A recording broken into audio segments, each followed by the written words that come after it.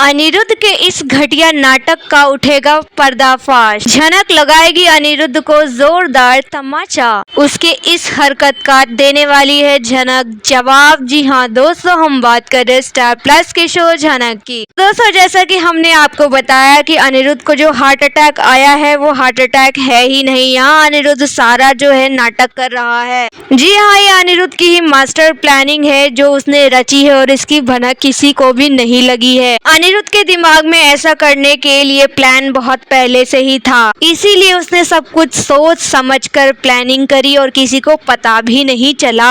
लेकिन यहाँ पे अनिरुद्ध ने बहुत ही घटिया मजाक किया है। अनिरुद्ध ने जो हार्ट अटैक का ड्रामा रचाया है, जिसे जानने के बाद झनक उस पर बहुत ही ज्यादा गुस्सा होने वाली है। अनिरुद्ध ने जो कुछ भी यहाँ किया है सब झनक के लिए किया है, क्योंकि वो उसे यहाँ बुलाना चाहता था। जब अनिरुद्ध ने झनक को कहा था मेरे साथ चलो, तब झनक ने मना कर दिया था। अब अनिरुद्ध के पास कोई ऑप्शन नहीं था, तो झनक को उसने इस तरीके से बुलवाया है कोलकाता, और जानबूझकर वो उसी जगह पर हार्ट अटैक का नाटक करता है जहां झनक और आदित्य कपूर की एड शूट चल रही होती है, ताकि उनके सामने ही तो उसे मेन ड्रामा करना है। फिर उसके बाद आपको ड्रामा बहुत अच्छे से दिखाई देने वाला है। झनक उसके पास जाती है, उसकी चिंता करती है, उसे टच करने की कोशिश करती है, लेकिन अनिरुद्ध जी के अलग ही नखरे होते हैं। वो झनक को टच नहीं करने देते, उसका हाथ बार बार हटाते हैं और बार बार उसे कहते हैं मुझे मत छुओ, चली जाओ यहाँ से।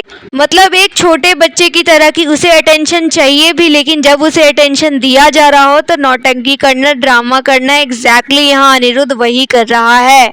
साथ ही आप देखने वाले हैं आदित्य कपूर भी होंगे। आदित्य कपूर को भी बहुत कुछ यहाँ अनिरुद्ध कहने वाला है। यहाँ ये लोग इस बात से हैरान हो रहे होंगे कि अनिरुद्ध इतना तकलीफ में है, उसके चेस्ट में पेन हो रहा है, तो उसको इस हालत में भी ये सारी बातें कैसे सूझ रही है। लेकिन फिर आप देखने वाले हैं ज्यादा टाइम तक अनिरुद्ध का ये ड्रामा चलने वाला नहीं है, पर्दाफाश हो जाएगा झनक के सामने।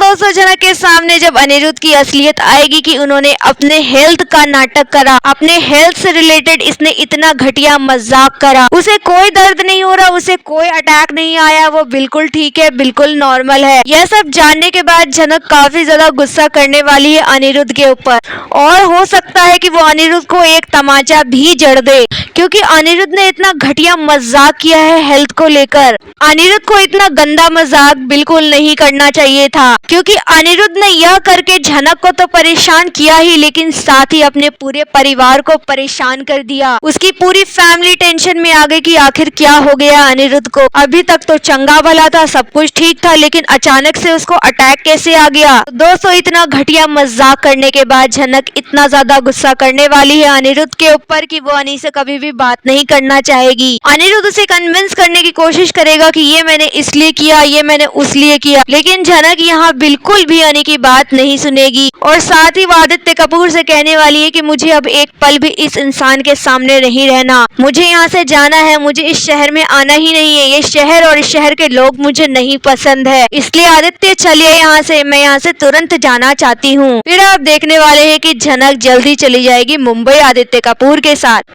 इधर झनक ये सोचेगी कि इनको बचाने के लिए मैंने त्रिशूल तक उठा लिया, भगवान से विनती करने लगी, ना जाने क्या क्या मैं सोचने लगी कि क्या हो गया है सर जी को, और आप यहाँ नाटक कर रहे थे, ड्रामा कर रहे थे, क्या जरूरत थी ये सब करने की, आपने बहुत ही गंदा मजाक किया है। और साथ ही यहाँ आप देखने वाले हैं अर्शी भी भगवान से प्रे करती है कि अनी को ठीक कर दें, क्योंकि शुरू में तो उसे नाटक ही लग रहा होता है। अपनी माँ से वो कह चुकी है कि मुझे तो अनी के नाटक लग रहा है, इसको मैं अब्रॉड लेके जा रही हूँ, ये जाना नहीं चाहता, इसलिए नौटंकी कर रहा है।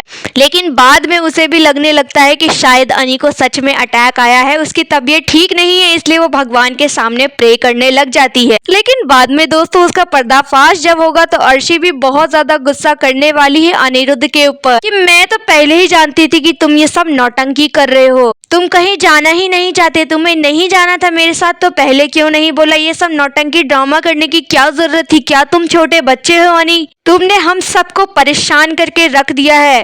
यहाँ झनक तो बुरा भला कहकर चली जाएगी अनिरुद्ध को, लेकिन अर्शी क्या करेगी अनी के साथ, क्योंकि अनिरुद्ध को ये लगता है कि मैं इतना सब कुछ करूंगा तो झनक मेरे पास आ जाएगी, लेकिन झनक उसके पास नहीं आने वाली है अभी। यानी दोस्तों झनक और अनिरुद्ध का अभी मिलन होने वाला ही नहीं है। ना जाने इनका मिलन कब होगा, कब दोनों एक होंगे, लेकिन जिस तरीके से अभी हालात है उसको देखकर तो दूर दूर से नहीं नजर आ रहा कि दोनों एक होने वाले हैं। इस वक्त जो अनी ने सबको बेवकूफ बनाया, सबको टेंशन में डाल दिया, सबके इमोशन के साथ खेला, अनिरुद्ध का यह मजाक आपको कैसा लगा? आपको क्या लगता है कि अनिरुद्ध के पास सिर्फ यही तरीका था झनक को बुलाने का? क्या उसे ऐसा करना चाहिए था? आपकी जो भी राय है आप हमें कमेंट में बताएं। वीडियो अच्छा लगा है तो इसे लाइक कीजिए, सब्सक्राइब कीजिए फॉर मोर अपडेट्स। धन्यवाद।